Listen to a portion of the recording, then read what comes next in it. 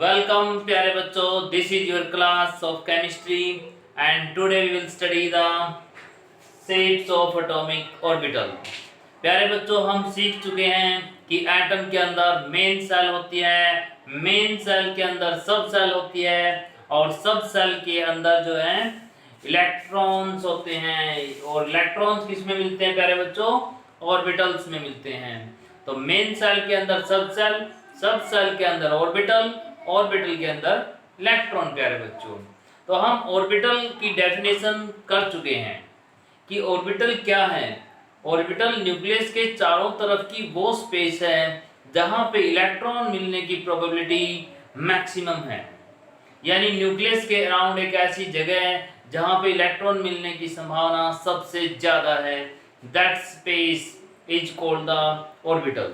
तो वो जो जगह है, जो स्पेस है, जहां जहां इलेक्ट्रॉन की मिलने की प्रोबेबिलिटी है, तो प्यारे बच्चों उसको बाउंडेशन की गई है, मतलब बाउंड्री ड्रा कर दी है उसकी, और एक शेप उभर के आ गई है। और उस शेप जो है पर्टिकुलर सब सेल के अंदर जो ऑर्बिटल्स हैं उनकी अपनी अपनी हैं। तो हम जैसे डिस्कस करेंगे, एस सब सेल की शेप पढ़ेंगे हम प्यारे बच्चों। एस के बाद जो है हम पी की पढ़ेंगे और पी की पढ़ने के बाद डी की पढ़ेंगे। एफ सब सेल को, एफ ऑर्बिटल्स को नहीं स्टडी करेंगे। जो एफ ऑर्बिटल्स हैं प्यारे बच्चों, they are very complex and so we will not study that. This is for your higher study, and in this class only you will study S and P and D। तो प्यारे बच्चों, आइए हम S orbital की shape को समझते हैं और फिर हम P की समझेंगे और फिर इसके बाद जो है हम D को समझेंगे। तो प्यारे बच्चों देखिए, S ऑर्बिटल की यहाँ पे बात करते हैं। S ऑर्बिटल, एस ऑर्बिटल ये न्यूक्लियस है। न्यूक्लियस से जैसे ही हम चलते हैं, दिस इज न्यूक्लियस पॉइंट, तो इलेक्ट्रॉन की जो प्रोबेबिलिटी है बिल्कुल यहीं पे है। न्यूक्लियस से जस्ट चलते ही एस ऑर्बिटल आ जाता है। 1s की मैं यहाँ पे बात कर रहा हूँ, दिस इज 1s ऑर्बिटल। अगर इसको हम डायग्राम से शो करते हैं, this is the probability and this is the distance, radius. तो प्यारे बच्चों ये देखिए, स्टार्टिंग में ही जो है यहाँ पे हायर वैल्यू होती है, यानी कि, और फिर बाद में ये वैल्यू डिक्रीज कर जाता है। तो प्यारे बच्चों स्टार्टिंग में प्रोबेबिलिटी हाई होती है, यानी कि न्यूक्लियस के पास ही बिल्कुल प्रोबेबिलिटी है। तो ये किसके लिए है प्यारे बच्चों? This is for 1s। अगर मैं बात करूं 2s की, 2s देखिए, 2s में जो है स्टार्टिंग में प्रोबेबिलिटी है, फिर बीच में थोड़ा गैप है, फिर दोबारा फिर प्रोबेबिलिटी है। This is the 2s। Starting में प्रोबेबिलिटी है, फिर नहीं है, फिर है। तो प्यारे बच्चों, तो ये स्पेस है जहां पे इलेक्ट्रॉन की प्रोबेबिलिटी 0 है, इलेक्ट्रॉन नहीं है, वहां पे उस प्लेस को बोलते हैं नोड। और ये क्या है? Inter node point, means node वहां पे है जहां पे 0 पॉसिबिलिटी है इलेक्ट्रॉन की। तो अगर मैं यही डायग्राम ऐसे ही वेव फंक्शन के स्क्वायर का और रेडियस, डिस्टेंस, हम रेडियस कह सकते हैं, लेकिन हम न्यूक्लियस से जैसे दूर जा रहे हैं उसकी बात कर रहे हैं। तो मैं यहाँ पे डिस्टेंस राइट कर रहा हूँ बच्चों, डिस्टेंस। तो 2s में क्या है? स्टार्टिंग में प्रोबेबिलिटी है बच्चों, फिर क्या होगी? 0 होगी। 0 होने के बाद यानी कि अबाउट टू 0 होगी, 0, फिर बाद में क्या हुआ? फिर इंक्रीज कर जाती है। तो देखिए इस तरीके से 2s की प्रोबेबिलिटी को शो करते हैं प्यारे बच्चों। पहले इलेक्ट्रॉन की प्रोबेबिलिटी हाई है, फिर 0 के नियर हो जाती है और फिर बढ़ती है। लेकिन s में ऐसा नहीं है, s में एक बार ही है, फिर बस मिनिमम हो जाती है। तो प्यारे बच्चों this is the s orbital. तो s ऑर्बिटल की अगर मैं शेप की बात करूं, तो s ऑर्बिटल स्फेरिकल होता है, ऐसे स्फेयर की तरह होता है, गोले की तरह होता है। This is called the s orbital shape, it is like a ball. तो प्यारे बच्चों अब हम बात करते हैं p ऑर्बिटल की। p ऑर्बिटल, p ऑर्बिटल हम पढ़ चुके हैं प्यारे बच्चों, 3 होते हैं। एक का नाम है px, एक का नाम है py और एक का नाम है pz। px, py and pz। तो देखिए प्यारे बच्चों, ये है हमारी x एक्सिस, ये है हमारी y एक्सिस, ये है हमारी z एक्सिस। आप यहाँ पे क्या कर सकते हो, ये जो एक्सिस है ऐसे टेढ़ी मेढ़ी तिरछी भी ड्रा कर सकते हो और ऐसे नेम से नोट कर सकते हो, this is my X axis, this is Y, this is Z. और यहाँ पे जो इलेक्ट्रॉन की प्रोबेबिलिटी है उसका नाम है px ऑर्बिटल। जो वाई एक्सिस पे इलेक्ट्रॉन की प्रोबेबिलिटी बनेगी वो होगी py, और प्यारे बच्चों जो जेड पे बनेगी उसको कहेंगे हम pz। तो px, py and pz।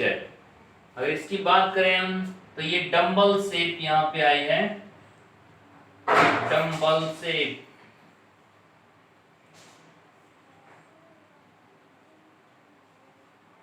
Dumbbell shape, dumbbell shape. तो प्यारे बच्चों डंबल शेप जो है यहाँ पे बनी है इन ऑर्बिटल की p की। अगर x एक्सिस पे है तो उसका नाम px है, y पे है तो उसका नाम py है और z पे है तो प्यारे बच्चों pz। तो अब हम चलते हैं प्यारे बच्चों d ऑर्बिटल की तरफ। तो d ऑर्बिटल देखिए प्यारे बच्चों, d के अंदर क्या होगा, d के हम पढ़ चुके हैं कि d के अंदर जो है 5 ऑर्बिटल होते हैं। एक होता है dxy, यहाँ पे मैं इसको रब कर देता हूँ। तो d के प्यारे बच्चों 5 ऑर्बिटल होते हैं। देखिए क्या क्या है, ये है मेरी x एक्सिस और ये है y axis. This is the x axis and this is the z axis. This is the y-axis and this is the z-axis. This is a x and y-axis and fifth is on z-axis. देखिए प्यारे बच्चों, जो d के जो 5 orbital हैं, एक का name होता है dxy, दूसरे का नेम है dxz, थर्ड का नेम है dyz, फोर्थ का नेम है dx² y², फिफ्थ का नेम है dz²। तो प्यारे बच्चों देखिए dxy, dxz, dyz, dx² y² and dz²। तो ये मेरे ऑर्बिटल्स हैं। तो देखिए इसमें जो dxy है ये डिनोट करता है कि this orbital is on x and y axis, means between x and y axis है। ये देखिए ऐसे डबल डंबल यहाँ पे मैं बना रहा हूँ और ये x और z के बीच में है प्यारे बच्चों। देखिए ये यहाँ पे है, ये देखिए जो लोब हैं इसको लोब बोलते हैं। ये लोब इक्वल हैं सारे, ऐसा नहीं है कि सारे ये अनइक्वल है, ये भी इसके इक्वल है। All lobes are equal. यहाँ देखिए प्यारे बच्चों जो dx² y² है, इसमें जो रिप्रेजेंटेशन है वो हम ऑन द एक्सिस शो करते हैं, है ये भी डबल डंबल से इस तरीके से। और जो dz² है प्यारे बच्चों वो z एक्सिस के ऊपर है, लेकिन ध्यान रहे यहाँ जहाँ बीच में भी यहाँ पे प्रोबेबिलिटी प्रेजेंट है। तो प्यारे बच्चों एक बार ध्यान से देखिए, जो डंबल की स्पेलिंग है DUMBL है, DUMB, डंबल से। देखिए इलेक्ट्रॉन मिलने की जो प्रोबेबिलिटी है this is on the x axis प्यारे बच्चों। तो y और z एक्सिस पे क्या है, यहाँ पे y और z एक्सिस पे जो प्लेन बना है वो क्या है यहाँ पे, वो एक प्लेनर नोड है यहाँ पे प्यारे बच्चों। वो क्या है यहाँ पे, एक प्लेनर नोड पॉइंट है। तो यहाँ पे एक नोडल प्लेन्स है इसमें जो x एक्सिस पे है, लेकिन y और z पे क्या है, प्रोबेबिलिटी 0 है प्यारे बच्चों। और यहाँ पे क्या है, z और x पे क्या है, 0 है। और यहाँ पे प्यारे बच्चों x और y पे 0 होगी। तो यहाँ पे दो एक्सिस में प्यारे बच्चों और एक लाइन जो बची है उस पे प्रोबेबिलिटी नहीं है, ये प्लेनर है। This is on xy, this is on xz and this is on yz and this is on x² y², और ये ओनली z² एक्सिस पर है प्यारे बच्चों। लेकिन यहाँ देखना कि यहाँ बीच में नोडल नहीं प्लेन है, यहाँ पे नोड नहीं है कोई भी, यहाँ पे प्रोबेबिलिटी है। तो Z के अंदर ऐसा नहीं है, यहाँ पे जीरो प्रोबेबिलिटी है, there is a some probability of finding electron. तो प्यारे बच्चों ये शेप्स हैं ऑर्बिटल की, हमने S की पढ़ी है, P की पढ़ी है और D की पढ़ी है। देखिए S में, P में, D में। S में तुम्हें क्लियर समझ में आता है कि एक नोड है, यहाँ इलेक्ट्रॉन मिलने की प्रोबेबिलिटी है, फिर नहीं है, फिर बाद में है, तो समझ में आता है कि यहाँ पे एक नोड I है। ऐसे ही जो D के ऑर्बिटल हैं, P के ऑर्बिटल हैं, इनके अंदर भी नोड्स प्रेजेंट होती हैं, इनके अंदर भी नोड्स प्रेजेंट होती हैं प्यारे बच्चों। लेकिन कई नोड्स हम शो नहीं करते हैं, जैसे कि मान लो कि यहाँ पे है, यहाँ पे क्या पता नोड हो एक इस पॉइंट पे, लेकिन हम उसको शो नहीं कर रहे हैं, हम उसको एक फॉर्मूले से ही ड्राइव करेंगे, फॉर्मूला लगाएंगे तो हमें पता लग जाएगा कि उसके अंदर कितनी नोड्स हैं। जैसे तुम्हें देखने में नहीं लग रहा है कि यहाँ पे नोड्स प्रेजेंट होगी, लेकिन क्या पता ये लोब जो है यहाँ पे इस तरीके से और यहाँ पे कोई नोड क्रिएट हो रही हो। ऐसे ही F के अंदर है, F तो बनाना ही मुश्किल है, काफी कॉम्प्लेक्स है, तो उसके अंदर भी प्यारे बच्चों नोड्स जो हैं हो सकती हैं और हैं भी हैं, हो सकती क्या, F के अंदर बहुत सारी नोड्स और कॉम्प्लेक्स हैं। तो नोड समझा तुम्हें रीजन कि जहां पे इलेक्ट्रॉन की प्रोबेबिलिटी जीरो है प्यारे बच्चों, लेकिन हर बार नोड्स ड्रा करना ये डिफिकल्ट वर्क है। We will solve this with a formula. प्यारे बच्चों अब हम इनकी नोड्स के लिए फॉर्मूला यहाँ पे देते हैं कि किसी के बारे में भी तुम्हें कहे कि इसके अंदर कितनी नोड प्रेजेंट हैं, तो you can calculate by using this formula. तो प्यारे बच्चों साइंटिस्टों ने क्या किया हुआ है हमारे लिए, जो इजी है, इजी टू रिमेम्बर जो चीजें की गई हैं वो बता रहा हूं मैं तुम्हें। They give us a formula and that formula is this. एक होती है रेडियल नोड, जिसका दूसरा नेम स्फेरिकल नोड भी है, स्फेरिकल गोल्ड, रेडियल यानी स्फेरिकल। एक होती है प्यारे बच्चों प्लेनर नोड, जिसका दूसरा नाम एंगुलर नोड भी कहेंगे हम, एंगुलर नोड। तो S के अंदर प्यारे बच्चों जो नोड होती है वो गोल होती है, स्फेरिकल होती है, तो उसको जब हम रेडियल नोड बोलते हैं, जो कि S में भी प्रेजेंट है। P के अंदर जैसे प्लेनर नोड होती है प्यारे बच्चों, तो देखिए जो स्फेरिकल नोड है उसको जो फॉर्मूला है प्यारे बच्चों ये है n-l-1, और जो प्लेनर नोड का फॉर्मूला है this is equal to l। अगर तुम्हें टोटल नोड निकालनी हो तो इनको ऐड कर दीजिए, this is equal to n-1। तो देखिए प्यारे बच्चों अगर मैं बात करूं 3s की, 3s के अंदर कितनी स्फेरिकल नोड है, तो मैं कैलकुलेट करूंगा इसको। ये क्या है n, ये n दिया होता है और ये l दिया होता है।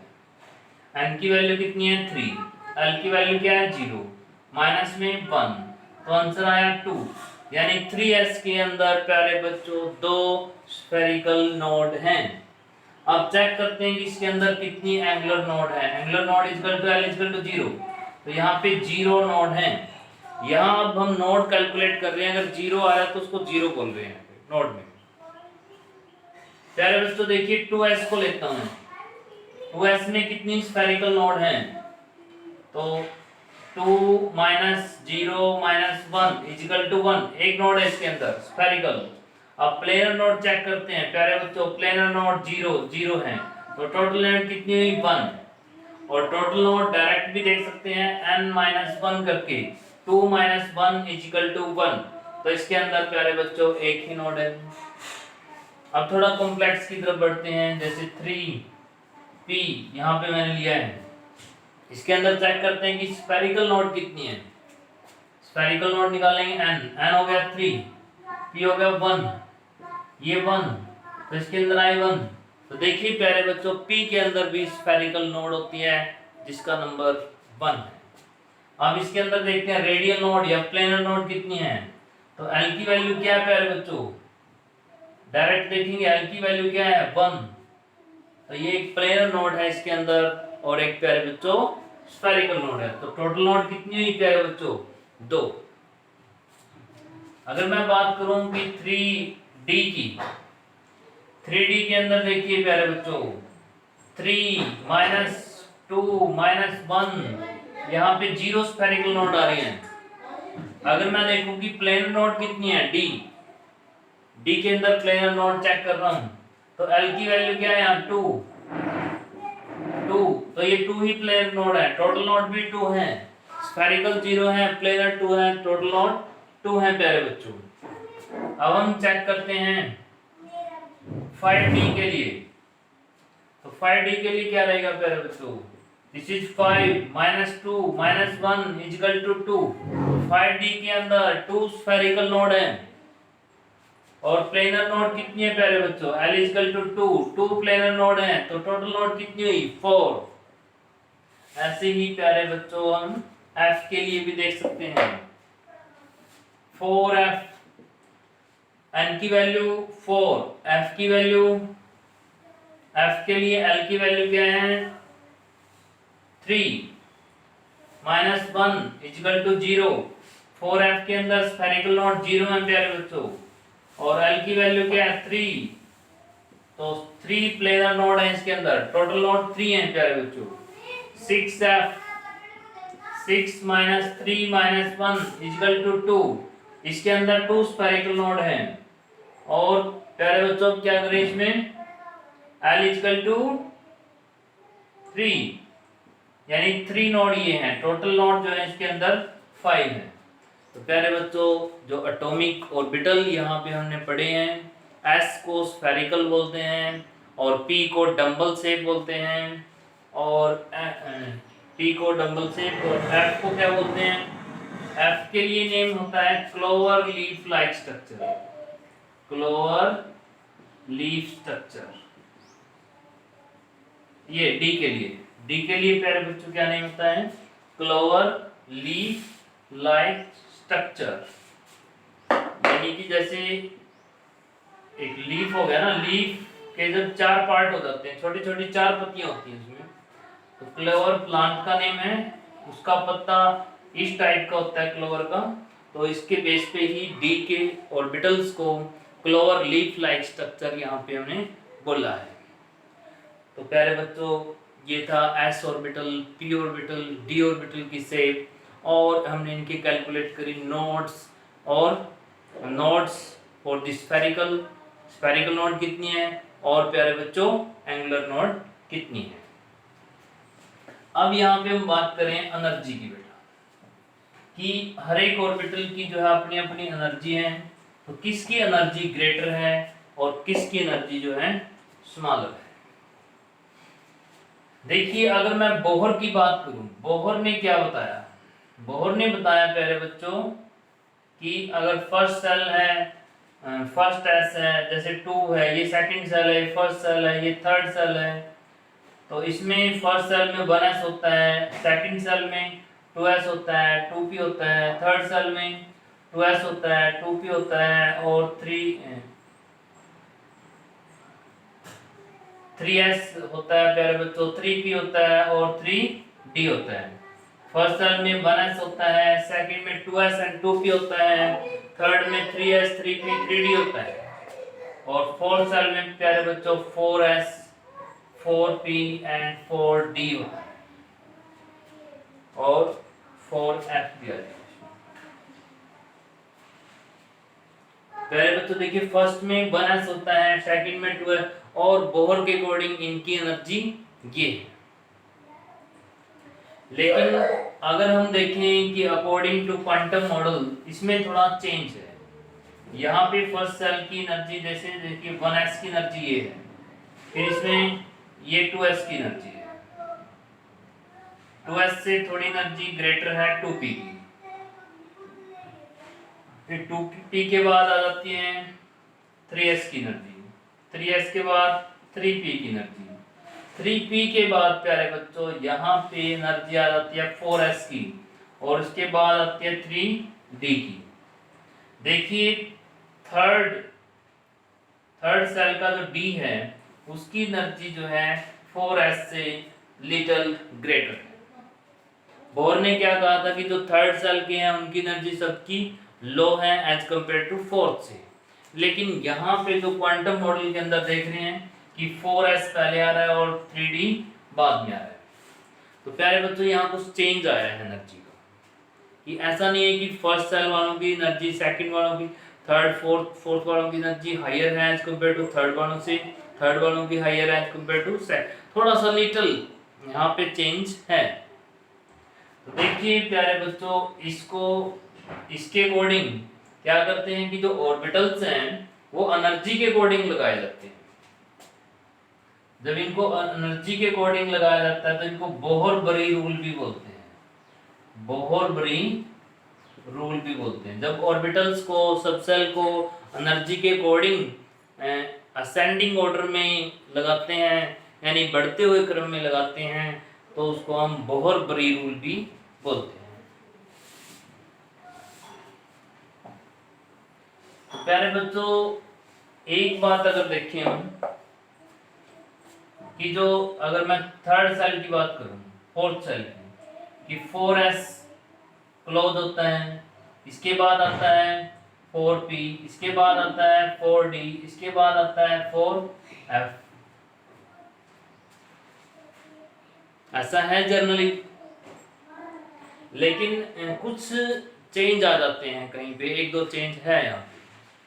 तो प्यारे बच्चों, इनको लर्न करने के लिए एक लॉ बनाया है, एक प्रिंसिपल बनाया है जिसको आव्यू प्रिंसिपल हम बोलते हैं, और आव्यू प्रिंसिपल से उनको हम लर्न कर लेते हैं कि पहले 1s आएगा, फिर 2s आएगा, फिर क्या आएगा। तो अब हम इनकी एनर्जी की बात करते हैं पहले। तो एनर्जी को सीखने के लिए हम क्या करते हैं, आव्यू प्रिंसिपल को सीखते हैं। AUF BAU आव्यू प्रिंसिपल। देखिए प्यारे बच्चों, ये है 1s 2s 1s 2s 3s 4s 5s 6s and so on, चलते रहेंगे। ये हो गया 2p 3p 4p, ये हो गया 3d 4d। ऐसे हम नीचे तक लिखते रहेंगे इनको। देखिए प्यारे बच्चों, ये आपको दिख नहीं रहा होगा, आई थिंक मैं दोबारा बना देता हूँ।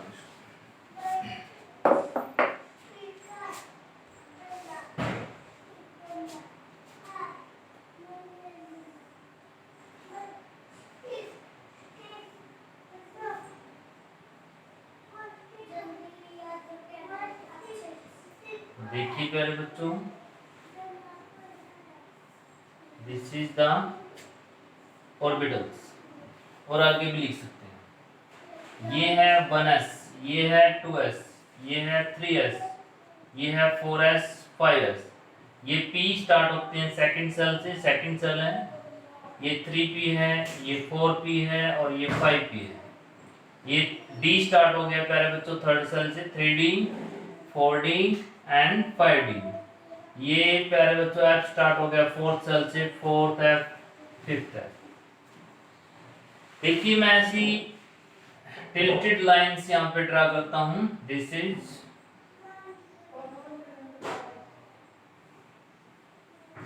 ये देखिए, सबसे पहले मैं फर्स्ट लाइन को स्टार्ट करूंगा, फिर सेकंड को, फिर थर्ड को एंड सो ऑन। तो पहले क्या आया प्यारे बच्चों 1s, इसके बाद क्या आया बच्चों 2s, इसके बाद क्या आया थर्ड लाइन में 2p, फिर क्या आया बच्चों 3s, फिर क्या आया इसमें प्यारे बच्चों 3p, फिर क्या आया इसमें 4s, और फिर क्या आया इसमें प्यारे बच्चों 3d। देखिए 4s पहले आया 3d। तो यहाँ से लर्न करने का मेथड हमें मिल गया, बड़ी आसानी से हम इसको लर्न कर सकते हैं कि पहले 1s, ये लाइन कंप्लीट, फिर दूसरी लाइन पे स्टार्ट, 2s, फिर तीसरी लाइन पे आ जाओ, 2p 3s, फिर फोर्थ लाइन पे आओ, 3p 4s, फिर नेक्स्ट लाइन पे आओ 3d 4p 5s। ऐसे जो है हम इलेक्ट्रॉन्स, ये जो ऑर्बिटल्स हैं, इनकी इंक्रीजिंग ऑर्डर लगा रहे हैं। सबसे कम एनर्जी इसके अंदर है, इससे ग्रेटर इसमें, इससे ग्रेटर इसमें, एंड सो ऑन। तो एनर्जी का इंक्रीजिंग ऑर्डर यहाँ पे लगाया है। बोहर मॉडल से थोड़ा सा डिफरेंट है यहाँ पे, इसलिए एक स्पेशल प्रिंसिपल बनाया है इसको लर्न करने के लिए, आव्यूह प्रिंसिपल। तो प्यारे बच्चों यहाँ पे देखिए कि ये बनाया कैसे है इसने। ये जो एनर्जी का जो ट्रेंड लगाया है, बोहर बरी रूल यहाँ पे बनाया है, ये इसने किस बेस पे बनाया है? इसका जो बेस है ये है N+L रूल। इसने सब में क्या किया, N+L की वैल्यू को पुट किया है। अगर ध्यान से देखें इनके अंदर N+L की वैल्यू को, ये 3D में यहाँ राइट कर रहा हूँ। देखिए प्यारे बच्चों, इसके लिए N+L की वैल्यू क्या रहेगी? N is 1, L is 0, तो ये हो गया 1। तो इसके लिए प्यारे बच्चों N is 2, L is 0, तो 2 हो गया। तो N is 2, L is 1, तो बच्चों 3 हो गया। N+L rule. N is 3, S is ये 3 हो गया। तो प्यारे बच्चों 3 और 4 हो गए, ये 4 + 0 4 हो गया, और ये 3 + 2 ये 5 हो गया। 3 + D 3D, D तुम्हारा 2 हो गया है, और ये इस तरीके से। तो देखिए प्यारे बच्चों, हमने N+L की वैल्यू राइट करी है। जिसमें N+ की वैल्यू ग्रेटर आ रही है उसको बाद में रख रहे हैं, जिसमें N+ की वैल्यू स्मॉल है उसको पहले रख रहे हैं। लेकिन यहाँ देखिए प्यारे बच्चों, N+L की वैल्यू सेम भी आ रही है, तो उस केस में क्या किया, जैसे 2p की और 3s की जो वैल्यू है N+L की वो सेम है, तो फिर हमने पहले 2p को रख दिया, क्योंकि ये सेकंड सेल का है, ये थर्ड सेल का है, ये बाद में रख दिया। अगर n और l की वैल्यू सेम होती है प्यारे बच्चों, N+L की वैल्यू अगर सेम है तो उसमें हम n की वैल्यू को इंपॉर्टेंस देते हैं।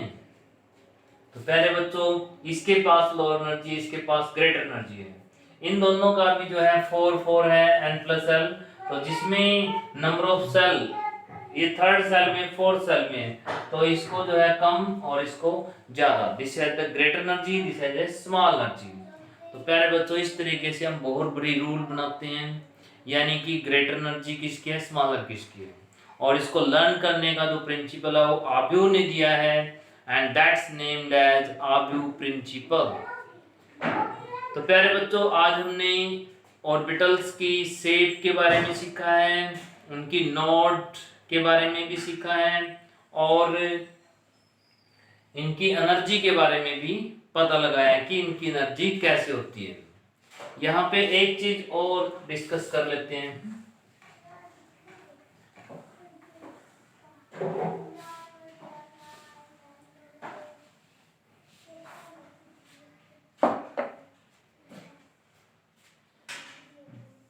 देखिए प्यारे बच्चों, यहाँ तो फर्स्ट S है, सेकंड में क्या है, सेकंड में 2s है और 2p है। थर्ड में क्या है बच्चों, थर्ड में 3 है, 3s है, 3p है और 3d है। इस तरीके से मैंने राइट किया इनको। अब ये क्या है कि जो जितना क्लोज होगा, एक बात करते हैं Z effective. Means Z effective क्या है, न्यूक्लियर चार्ज,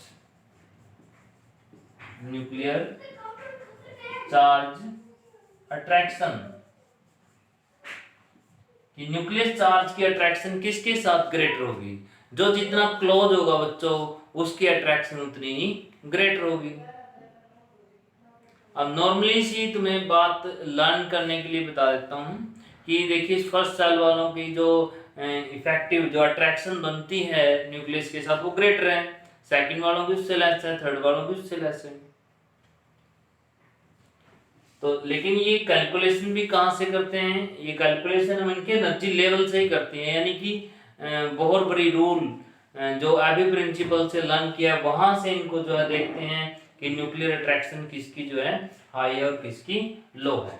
जैसे बात करूं कि 2s या 2p, देखिए 2s जो है इसकी ज्यादा क्लोजर है, तो इसकी जो अट्रैक्शन है नेट जो न्यूक्लियस अट्रैक्शन है, this is greater for the 2s as compare to the 2p। Means जो बाहर की तरफ जाएगा बच्चों उसकी अट्रैक्शन कम रहेगी, जो अंदर रहेगा उसकी अट्रैक्शन ग्रेटर रहेगी। अब जैसे अगर मैं ये 3s क्लोजर है, 3p उससे दूर है, 3d उससे दूर है फिर बच्चों, तो इसका nuclear charge, nuclear attraction greater है as compare to this and this. यहाँ पे एक वर्ड और यूज करते हैं, ये तो जेड इफेक्टिव हो गया, मींस न्यूक्लियर चार्ज की अट्रैक्शन क्या है। तो प्यारे बच्चों क्या है, न्यूक्लियर चार्ज की अट्रैक्शन जो है इसकी ग्रेटर है, इसकी लेस है और इसकी सबसे लेस है। एक वर्ड और मैं कह रहा था यहाँ पे, पेनिट्रेशन पावर। पेनिट्रेशन किसकी हाई है? पेनिट्रेट होता है कि इनसाइड चले जाना, अंदर की तरफ। जो ज्यादा अंदर की तरफ होगा उसका पेनिट्रेशन हाई होगा। जैसे देखिए 3s का मोर पेनिट्रेशन है, अंदर की साइड है, न्यूक्लियस के क्लोज है। 3p का इससे कम पेनिट्रेशन और 3d का उससे कम पेनिट्रेशन है। तो प्यारे बच्चों इसको बोलते हैं पेनिट्रेशन। पेनिट्रेशन मींस कितना इनसाइड है, पेनिट्रेट करना होता है कि वो कितना उसके इनसाइड चला गया है, तो कितना इसके इनसाइड है, this is called the penetration. और nuclear charge attraction Z effective जिसको बोलते हैं, वो किसकी हाई रहेगी? वो जितना क्लोज रहेगा उसकी हाई रहेगी, जितना दूर रहेगा उतनी लो रहेगी प्यारे बच्चों। तो ये हो गया इसमें, इनके बारे में जो बेसिक कॉन्सेप्ट है मैंने यहाँ पे बताया है आपके लिए बच्चों, इसको ध्यान में रखोगे, इसको लर्न करोगे। और ये यूनिट जो है आप तुम्हारी जो है एंड की तरफ आ गई है, इसलिए आपका टेस्ट जल्दी ही अनाउंस करेंगे। So you should revise this unit and see all the topics if you could not see that। तो प्यारे बच्चों तैयारी करिए। थैंक यू, आज के लिए हम इतना ही करेंगे।